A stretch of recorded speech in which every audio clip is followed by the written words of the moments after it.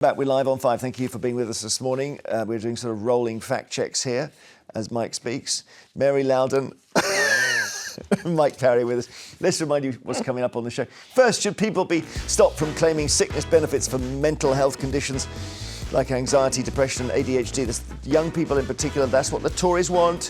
What do you think? 020 7862 2222. Then should supermarkets and larger shops be allowed to stay open for longer on Sundays? Do you value more time to shop at the weekend over the well-being of the workers and the health of smaller businesses? That's a bit of a loaded question. Then it's the papers and everything else, including the Eagles apparently targeting Shetland ponies. They swoop, they clutch, they remove. At 11:30, Storm Huntley will debate whether police should be allowed to stop and search more. At 12:30, Vanessa will be here discussing whether banks should snoop on pensioners' accounts. And this is how you get in touch with a reminder of today's album artwork question. Into our record shop we go. And we look at a 1980 album here. So let's just bring it out. Let's look at the cover now. Oh, I say, 1980, eh? Who's that? And what's it called? If you want to catch up on the show, 020 7862 2222 is the number to call to get in touch with us. Oh, I mean to say landline 16p a minute. And madam, the mobile could be dearer. It's just a warning. Better to stick on the old-fashioned blower. X, Insta, Facebook, TikTok, Blue Sky Threads, all the social media is there for you, as well as YouTube. If you subscribe 5 p.m. every day, we now show this program again. Can you believe that? The album cover is Ted Nugent, Screen Dream. I wonder if all the jokes are better at 5 p.m. They land better. We're still warming up as it's the morning. Yeah, a bit like Leftovers, then better second time round. I think so. Don't if you watch at 5 p.m. Don't call because don't call no it one Leftovers. Yeah. Oh, no... don't call. Yeah, sorry. I was going to say don't call it Leftovers. No, that was me. Sorry. Yeah, that's right. Let's get on to our next topic. Should people stop being able to claim benefits for some mental health conditions? 020 7862 2222 is the number. At the Conservative Party conference yesterday, Shadow Chancellor Mel Stride, there he is, called the number of people stuck on benefits a human tragedy, describing it as his moral duty to bring down the welfare bill. He unveiled a number of measures designed to save £23 billion should the Tories return to power. Among them, a crackdown on disability benefits for conditions such as anxiety, depression and ADHD. So we will ensure the benefits are properly targeted at those most in need, with people thriving in jobs where they can and should be working. That includes stopping claims for people with less severe mental health problems, where what is needed is treatment and support, not simply cash. Because we know that the stability, pride and social interaction of work actually improves these conditions. So we say, Labour want to park you on benefits, we want to help you to a better life. There we go. 633,000 people are claiming personal independence payments, the main disability benefit for anxiety and mood disorders, according to the Centre for Social Justice think tank. The government are reviewing PIP after they were forced to U-turn on plans to make it harder to claim when Labour MPs threatened to rebel. Mike. Yeah, and that figure you've just quoted, it's gone up by 44,000 since the general election. Now, I'm not necessarily blaming that on the current Labour government, because this has been happening ever since COVID, hasn't it? You know, once people were in lockdown and started being isolated, there was a rise in mental problems. But there's a huge division between actual mental illness and feeling a bit down and a bit depressed, and particularly amongst young people, there is no dividing line. But however you define it, you're going to get people saying they fit the definition. Yeah. So you're going to have a complete exclusion. The problem is the medical profession have let the bar now sink so low to the qualification of a potential mental illness, it's become ridiculous. What evidence do you have for that? Well, what the evidence I have for that is that many people, including medical experts, have said that if you feel a bit unhappy, if you feel down, if you're having a bad day, you shouldn't consider yourself to have a mental illness. You should just get on with life. I've seen many accounts of that. How do we know people are blagging it? We know people are blagging it because of the numbers have exploded. That's true, Mary. That's true. Exploded in those 633,000. But I don't think they've exploded because people are blagging it. I think people are mentally ill, mentally unwell. Why are people people suddenly getting more mentally ill than any time in history in this country? Look at the state of our country. Well, firstly, we have a better understanding of mental illness, OK? Yeah. So we are more sympathetic about it, which is a good thing. Secondly, poverty is a huge factor in mental illness. Poverty is relative, and we don't have a great deal of poverty in this country. We do, and we have a lot in various regions. And if you look at the regional disposition of people who are suffering from mental illnesses, you'll see a relationship between poverty and deprivation of other kinds. We've got the biggest welfare system in the world. People are well looked after in this country. Hang on. Let's just for a minute say that if you suffer from a mental illness, you should not be penalised. If you suffer from a physical disability or a physical illness that prevents you from working, you're regarded with compassion. You might, you can apply for benefits. The same should be true for people. If you have a serious depression, or if you have bipolar disorder or postnatal depression. You're really ill. But, you can't work. Mary, 250 people a day are now signing on saying they've got anxiety and mood disorders and they get the PIP payment. Well, why is that suddenly happening? Well, they may have mood disorders. They will have to have evidence from a doctor. But can you not work with a mood disorder? It depends on the mood disorder, on what your work is, how severe it is. A lot of people come into work feeling bad. There are probably lots of people who do. Feeling bad is different from a mood disorder clinically. They're completely different things. You can get signed off for anxiety. Well, it has to be. We all have anxiety. Yes, we do. No, but not medically, not qualification of that. People are signed off for anxiety. Mike's broad point, Mary, is why is it that we didn't have any of this during a period where we had 2 world wars on the trot?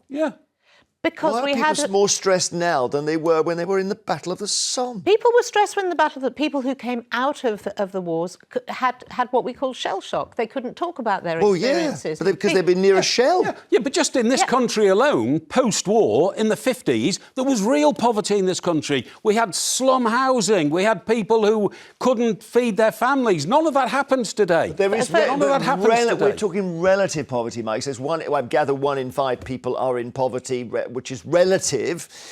You don't buy relative poverty, do you? No.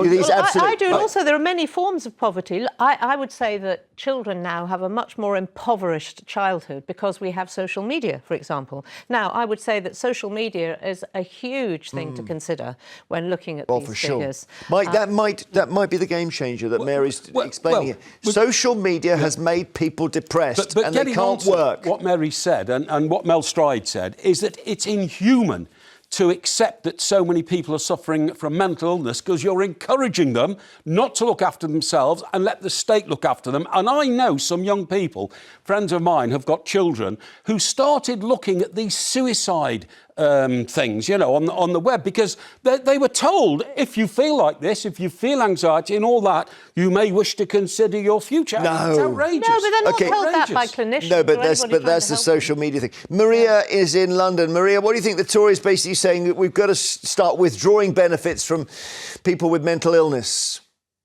Well, I don't really agree with the Tories on anything, but on this, yes. And the reason being, my daughter was diagnosed with ADHD last year, and one of the first things she said to me is, I can claim this benefit for it.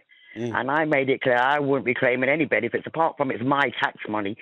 Listen, the difference to me is if the money was had to go towards counselling for them, private counselling, we're getting a bit of help. But what she's going to do is, she's going to want more clothes. What do they need extra money? Take a benefit. What do they need? But what age is your daughter? 16. It's my granddaughter. I'm her legal guardian. Okay, so she would claim a benefit for ADHD and spend it on clothes. Well, what does she need the money for? What is the money for? What are they giving her this money for? I feed her, I clothe her. No, she's in school, so she gets money to go to school. Why would she be paid a benefit? She gets free bus pass. So why does she need this extra money? What is it for? That's a good question. Thank you. If it was targeted for counselling, I could say, we need that help. But that's not what it's for. You're just giving us extra money for what? I understand, Maria. Thank you. Bianca in Kent, hello. Hello, good morning. Are the Tories right about this? Take money away when it's for mental illnesses? I feel quite strongly about this. I hear this, quite often on your show. I think the whole system does need reforming. I'm 50 in a few months, and Well I've done. suffered since I was 15. So I had my first psychiatrist when I was 15 years old. And I was basically, by the age of 30, written off and told that what is wrong with me there is no cure for, and that there's no more What were help you that done? can be What given me. condition have you got? Is it bipolar or schizophrenia? Well, first of all, it is classed as anxiety and depression, but also psychosis. Yeah. Well, So that's the a heavy one. medication that I take is one of them is for bipolar. But my depression, when people say about, counselling that, I mean, I'm nearly 50. I've had to deal with this since I was 15. I can go 2 months and I won't go out of my door. Yeah. I can go a week and I won't have a bath. Mental I know illness that is a sounds serious horrible. thing. Yeah. But I do agree. My sister's child is 15, and he's got ADHD, and he's on the suicide websites and everything like that. And I do agree that there are I don't know where this word ADHD has come from, and it's just exploded, and now everyone has got it. Yeah, But there okay. are people Bianca, out thank you. there. I'm going to move on, but thank you so much. It's a good point that if you're in Bianca's position where you've got real, serious, heavy-duty mental illness, you might feel really resentful of people with these new diagnoses. Well, you might, but the point is you might also feel really resentful of the government trying to take away your benefits. I mean, the government is trying to make it. Well, they are. Oh, they are. They're trying to say. And it is. No, they are. They're trying to make it a blanket thing, not just have you got ADHD or anxiety. Or young people. Yeah, and it is linked again to the NHS because some of these people get this benefit after being diagnosed by a doctor on a video screen in 30 seconds. This is another problem. It's easier just to say, oh, yes, OK, rather than do a full analysis of what's going on. OK, Joe in Sheffield, hello. Oh, hello, Jeremy. Good morning, panel. Hey, are the Conservatives right to say we're going to crack down on depression? No, no, it's very cruel, and they haven't. The government haven't consulted with the relevant kind of disability charities and things like that, which is why the backbenchers rebelled, because it was all very dodgy. Well, that's Secondly, Labour. Mike, you cannot get a statement from the doctor to get PIP. It is one of the actual clear points on the PIP form. If you've ever seen it, it says, we do not accept doctors' statements. So how do they get it then, Joe? You cannot. Joe, how you have to. You have to be formally assessed, but there's a 2-year waiting list. In Sheffield, there's 4 years to get diagnosed with ADHD. How can you cut benefits when there are no there's no mental Joe, health what's your answer to provision and Mike's support? Joe? What's your answer to Mike's question, which is how on earth have we rocketed to 635,000 people who are on benefits for anxiety and depression? How has that happened? 250 more a day. Where's the extra coming from? I agree with. It's your female panellist called Mary. Yes. Is that right? Yeah. Mary. Mary's absolutely spot on. It's been a combination for younger people. Combination of being trapped in the house with lockdown and social media. I've got two friends, and her daughters are 15 and 18. One's diagnosed with anorexia. The other one isn't diagnosed, but neither of them get any benefits. But she hasn't been able to leave the house without a mother for 2 years. And it's incredibly complicated. And I think young people are some kind of awful scapegoat for not dealing with problems. When there's no support to help people get back to work, the government have cut access to work, at the same time giving this spiel, this rhetoric of, it'd be really good for people to get back to work and etc. And yes, of course. Okay, Joe, thank you very much. Thank you so much. Jack in Hampshire, hi. Hello. What do you want to say? So I broadly agree with the Conservative plans. I firmly believe that there are psychological problems of life which can make you feel down, depressed, struggling with issues, struggling with life. And then there's a clinical depression which requires psychiatric treatment.